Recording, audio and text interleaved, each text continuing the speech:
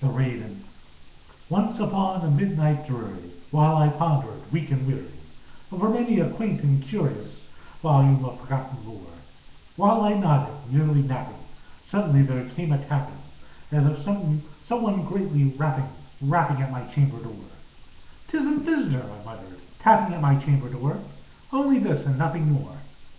Ah, distinctly I remember it was in the bleak December, and each separate dying ember wrought its ghost upon the floor. Eagerly I wished the morrow, vainly I had sought to borrow from my books her keys of sorrow, sorrow for the lost Lenore, for the rare and radiant maiden whom the angels name Lenore, nameless here forevermore. And the silken, sad, uncertain rustling of each purple curtain thrilled me, filled me with fantastic terrors never felt before. So that now, to still the beating of my heart, I stood repeating, "'Tis some visitor entreating entrance at my chamber door. Some late visitor entreating entrance at my chamber door. This it is, and nothing more." Presently my soul grew stronger, hesitating then no longer. "Sir," said I, "or madam, truly your forgiveness I implore. But the fact is I was napping, and so gently you came rapping, and so faintly you came tapping at my chamber door, that I scarce was sure I heard you." Here I opened wide the door. Darkness there, and nothing more. Deep into that darkness peering, long I stood there wondering, fearing, doubting, dreaming dreams no mortal ever dared to dream before. But the silence was unbroken, and the stillness gave no token, and the only word there spoken was the whispered word, "Lenore?" This I whispered, and an echo murmured back the word, "Lenore!" Merely this, and nothing more. Back into the chamber turning, all my soul within me burning. Soon again I heard a tapping somewhat louder than before.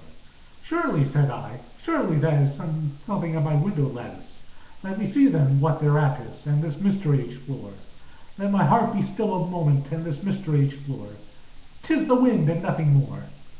Open here I flung the shutter, when, with many a flirt and flutter, in there stepped a stately raven of the saintly days of yore. Not the least obeisance made he, not a moment stopped or stayed he, but with mien of lord or lady perched above my chamber door, perched upon a bust of Pallas just above my chamber door, perched and sat and nothing more. Then this ebony bird beguiled my sad fancy into smiling, by the grave and stern decorum of the countenance it wore. "Though thy crest be shorn and shaven, thou," I said, "art sure no craven, ghastly, grim, and ancient raven, wandering from the nightly shore. Tell me what thy lordly name is on the night's Plutonian shore." Quoth the raven, "Nevermore." Much I marveled this ungainly fowl to hear discourse so plainly, though its answer little meaning, little relevancy bore. For we cannot help agreeing that no living human being ever yet was blessed with seeing bird above his chamber door, bird or beast upon the sculptured bust upon his chamber door, with such name as Nevermore. But the raven, sitting lonely on the placid bust, spoke only that one word, as if his soul in that one word he did outpour. Nothing farther than he uttered, not a feather than he fluttered, till I scarcely more than muttered, "Other friends have flown before. On the morrow he will leave me, as my hopes have flown before." Then the bird said, "Nevermore." Startled at the stillness broken by his reply so aptly spoken. "Doubtless," said I, "what it utters is its only stock and store, caught from some unhappy master, whom a merciful disaster followed fast and followed faster, till his songs unburdened bore, till the dirges of his hope that melancholy burden bore of nevermore. But the raven still beguiling my sad fancy into smiling, straight I wheeled the cushioned seat in front of bird, and bust and door.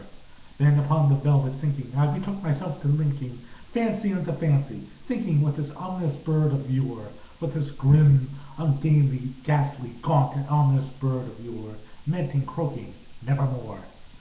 This I sat engaged in guessing, but no syllable expressing, to the fowl whose fiery eyes now burned to my bosom's core. This and more I sat divining, with my head at ease reclining, on the cushion's velvet lining that the lamplight gloated o'er, but whose velvet violet lining with the lamplight gloating o'er, she shall press, nevermore. Then methought the air grew denser, perfumed from an unseen censer, swung by seraphim whose footfalls tinkled on the tough floor. Wretch, I cried, thy God hath lent thee, by these angels he hath sent thee, respite, and nepenthe from thy memories of Lenore. Quaff, oh quaff this kind nepenthe, and forget this lost Lenore. Quoth the raven, nevermore. Prophet, said I, think of evil, prophet still of bird or devil, whether tempter sent, or whether tempest tossed thee here ashore, desolate yet all undaunted, on this desert land enchanted, on this home by horror haunted. Tell me, truly I implore, is there balm in Gilead? Tell me, I implore. Quoth the raven, nevermore. Prophet, said I, thing of evil, prophet still of bird or devil, by that heaven that bends above us, by that God we both adore, tell this soul with sorrow Latin, if, within the distant Aten, it shall clasp a Satan maiden whom the angels named Lenore, clasp a rare and radiant maiden whom the angels named Lenore. Quoth the raven, nevermore. Be that word our sign of parting, bird or fiend, I shrieked, upstarting. Get thee back into the tempest and the night Plutonian shore. Leave no black plume as a token of the lie thy soul has spoken. Leave my loneliness unbroken. Quit the bust above my door. Take thy feet from out my heart, and take thy form from off my door. Quoth the raven, nevermore. And the raven, never flitting, still is sitting on the pallid bust of Pallas, just above my chamber door. And his eyes hath all the seeming of a demon's that is dreaming, and the lamplight o'er him streaming throws his shadow on the floor. And my soul from out that shadow that lies floating on the floor shall be lifted nevermore.